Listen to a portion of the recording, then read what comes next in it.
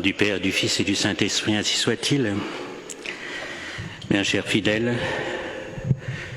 qui nous suivez sur notre chaîne de Saint-Nicolas et Chardonnay,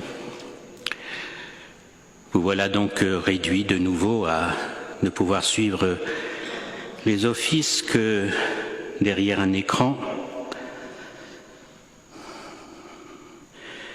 C'est une forme de persécution, car il ne faut pas croire que c'est une intention bonne qu'il y a derrière tout ça.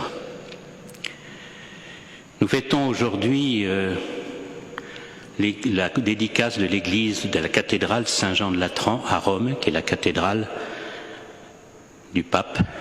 Toutes les églises du monde dépendent de cette église. Toutes les églises sont consacrées et donc appartiennent à Dieu et au culte de Dieu. Et on n'a pas le droit de priver les chrétiens, les catholiques, de leurs édifices, car ils leur appartiennent. La liberté de culte des catholiques est un droit fondamental. Une époque où on nous parle tant des droits de l'homme, voilà un droit de l'homme fondamental, c'est celui de pratiquer publiquement, socialement, la vraie religion. Et ce droit, eh bien, il est inaliénable. Personne ne peut nous l'arracher. Il n'y a pas une bonne intention derrière ces interdictions. Qui nous aurait dit au début de cette année 2020, quand nous nous sommes souhaités la bonne année, que ce serait une année où nous serions privés de la messe, privés du sacrifice de la messe. On aurait dit, si on nous l'avait annoncé, non, vous exagérez, nous ne sommes pas dans un pays communiste, nous ne sommes pas dans la Chine de Mao Tse-tung ou dans l'URSS de Staline. Et pourtant, eh bien, encore un mois supplémentaire où nous sommes privés de la messe. Oui, les fidèles ne peuvent plus y participer par décision de l'État, qui se met à la place de Dieu finalement. Je vous disais tout à l'heure que ce n'est pas une intention juste qu'on ne nous amène pas le prétexte de la santé, parce que ce n'est pas un prétexte de santé. La preuve, bien chers frères, c'est que ce confinement, qui était censé être un confinement plus soft, comme on dit maintenant aujourd'hui, eh bien, ce confinement ferme les églises, c'est-à-dire interdise le culte aux fidèles. Or, il se trouve que c'est bien une décision du gouvernement, puisque le fameux conseil scientifique, dont nous avons souvent à nous plaindre, dans ses recommandations d'il y a à peine un mois, avait dit qu'en cas de reconfinement, il ne serait pas nécessaire de fermer les églises et même d'interdire ou d'arrêter le culte public. Alors, quelle est l'intention ? Pourquoi le gouvernement est allé outre cette décision? Et vous savez que le Conseil d'État a débouté les associations qui, comme elle l'avait fait au premier semestre, avaient fait un recours et elles avaient gagné ce recours. On avait rappelé, le Conseil d'État avait rappelé ce droit fondamental de la liberté de culte public. Eh bien, le Conseil d'État, cette fois-ci, a débouté ces associations à la suite qui avaient demandé ce recours, à la suite avec Civitas et à la suite de Civitas et avec d'autres associations, et la fraternité c'était lié à eux. Voilà un bon combat pour la liberté de la messe, et honneur à Civitas et aux autres. Il y a peut-être même certains évêques qui commencent à se réveiller. Il en faut beaucoup pour les réveiller, mais certains commencent à se réveiller. Bien chers frères, ce n'est pas l'intention même de la santé qui est derrière tout ça. C'est très mystérieux, c'est mondial. Je vais vous donner un exemple, c'est presque risible. Ça ne se passe pas chez nous, ça se passe en Angleterre. Vous savez qu'eux aussi ont un confinement, et dans les mesures de ce confinement, il est interdit, sauf motif grave, de quitter le pays, d'aller dans d'autres pays.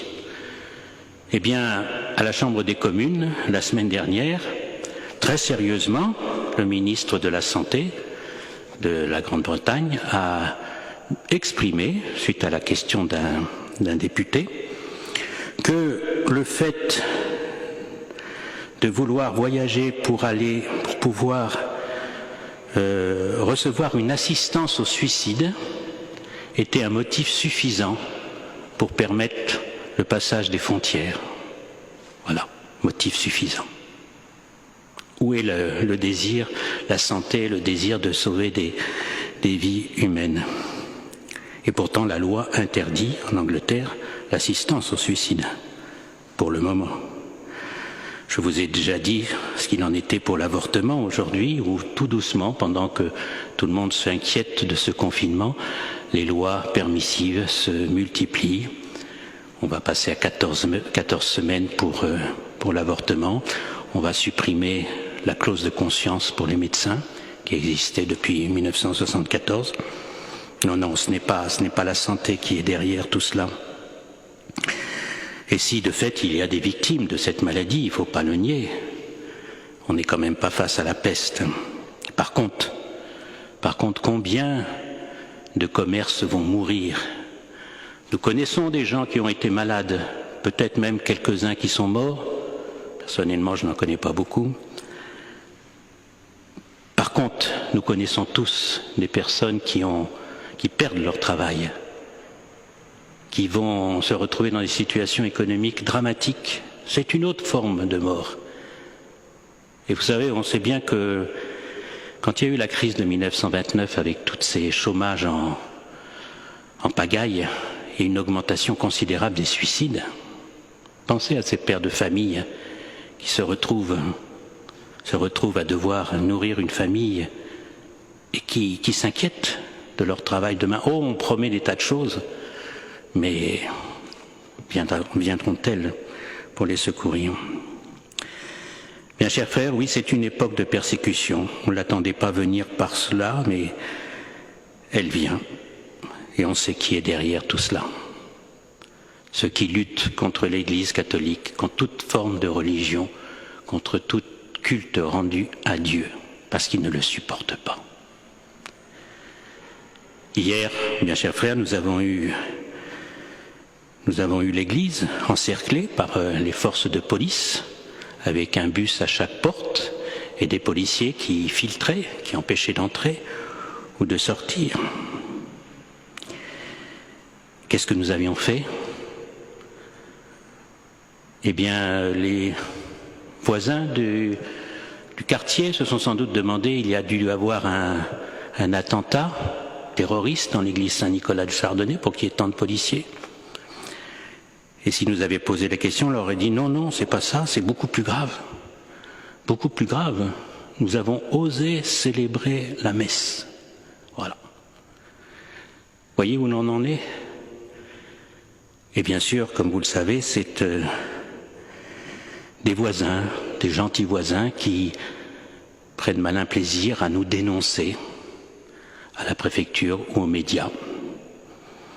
Prions pour eux. Tant pis pour eux. Nous n'avons pas peur de notre foi.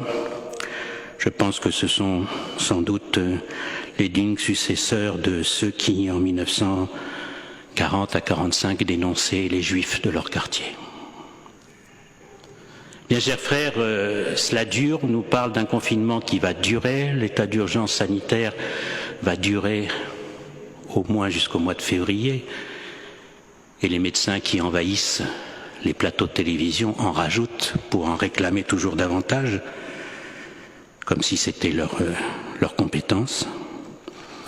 Et donc il faut se préparer à une période dure, une période longue, une période de résistance, mes frères. C'est peut-être un deuxième combat pour la messe qui s'ouvre maintenant. Parce que les catholiques ne doivent pas être des moutons. Il faut défendre nos églises. Il faut défendre ce droit de dire la messe publiquement. Ces jours-ci, il y a des initiatives, des gens qui sont allés spontanément prier devant les cathédrales qui étaient fermées, les églises. C'est une très bonne chose. Et il faut continuer dans ce sens. Sinon, l'Église meurt. Et l'Église meurt non pas de la persécution des ennemis, mais de la faiblesse des chrétiens. Oui, c'est un deuxième combat et peut-être le plus important. Ne nous décourageons pas, tenons à nos églises, quand elles sont ouvertes, sachez que vous avez toujours la possibilité d'y rentrer, même au cours de vos déplacements professionnels, pour les courses, pour vos déplacements médicaux. Si vous passez par dans une église, vous pouvez y rentrer pour prier. Profitez-en, et bien chers frères, il y a des grâces particulières qui sont liées à la prière dans un lieu consacré. Parce que le jour de la consécration de l'église, l'évêque fait des prières particulières pour ceux qui viendront se sanctifier par la prière dans ces églises. Et donc ne laissons pas échapper ces grâces. N'écoutons pas ceux qui, jusque dans le gouvernement, disent de toute façon les chrétiens ont la possibilité de prier n'importe où, donc peu importe. Non, nous tenons à nos églises, même s'ils ont été volés par la Révolution, de telle sorte que nous n'en avons plus que l'usage et non plus la propriété. Ces églises qui pourtant ont été construites avec l'argent des chrétiens et non pas l'argent de l'État. Eh bien, ces églises, nous y tenons et nous ne les abandonnerons pas. Demandons ça à la Vierge Marie, bien chers frères. La construction de la cathédrale Saint-Jean de Latran, première cathédrale du monde, à l'époque de Constantin, juste avant Constantin, par le pape Sylvestre, la consécration, a été le signe du triomphe de la royauté sociale de notre Seigneur Jésus-Christ. Et toutes les églises comme celle-ci, Saint-Nicolas, qui est consacrée aussi, manifestent la royauté de notre Seigneur Jésus-Christ, par son existence, par sa vie. Alors ne les abandonnons pas et battons-nous pour qu'elles soient non pas profanées, mais toujours utilisées pour le vrai culte à rendre à Dieu. Et ceux qui mèneront ce combat seront bénis. Laïcs, prêtres, peu importe, tous les catholiques qui mèneront ce combat auront à souffrir. Car on souffre toujours quand on veut défendre la messe, parce que c'est la croix, et le catholique est un croisé. Mais vous n'imaginez pas les bénédictions de Dieu qui descendront sur eux, sur leur famille. Demandons ça à la Vierge Marie, qui a été le premier édifice consacré à Jésus, puisque c'est en son sein que Jésus s'est incarné. Et c'est pour ça que Dieu l'avait fait si sainte, si pure, sans tache, sans le péché originel. Demandons-lui d'avoir cet amour de l'Église et cet amour de nos églises et de nous battre pour cela. Oui, il faut se lancer dans un grand mouvement de résistance, fidèle selon les lois de Dieu, selon les lois de l'Église, mais un vrai combat. Au nom du Père, du Fils, Saint-Esprit, ainsi soit-il.